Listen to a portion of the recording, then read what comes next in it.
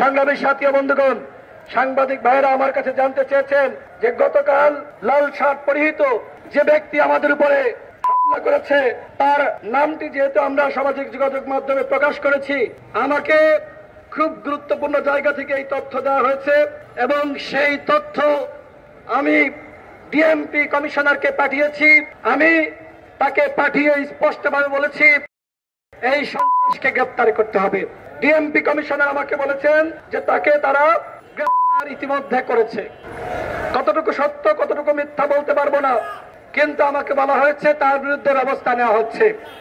সেই লাল শার্ট পরিহিত ব্যক্তি সে পুলিশের কনস্টেবল, সে একজন পুলিশের সদস্য।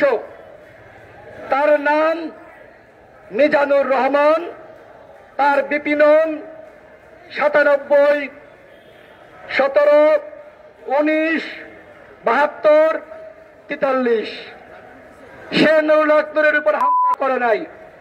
সে নুরুল হক নূর মনে করে আমাদের ছাত্র অধিকার পরিষদের কেন্দ্রীয় নেতা সম্রাটের উপরে হামলা করেছে, কারণ সম্রাটের পাঞ্জাবির কালার আর নুরুল হক নূরের পাঞ্জাবির কালার প্রায় একই রকম ছিল, চেহারা দেখতে প্রায় কাছাকাছি, কিছুটা মিল আছে এবং কাছাকাছি বাসা ছিল। এই পুলিশের সন্ত্রাস সেইভাবে হামলা চালিয়েছে। মিজানুর রহমান তার নাম।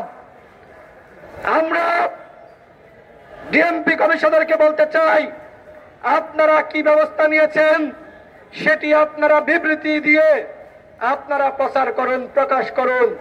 পুলিশের মধ্যে এইরকম মিজানুর রহমানদের মতন হয় না সন্ত্রাস, এদেরকে আমরা কোনোভাবেই থাকতে দিতে পারি না। আমরা বারবার বলছি পুলিশের সংস্কার করতে হবে।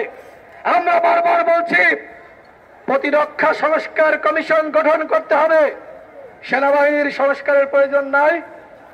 আপনি সচিবালয়ের সংস্কার করবেন, আপনি পুলিশের সংস্কার করবেন, আপনি শুধু ডিজিএফআই এবং সেনাবাহিনীর কোনো সংস্কার করবেন না।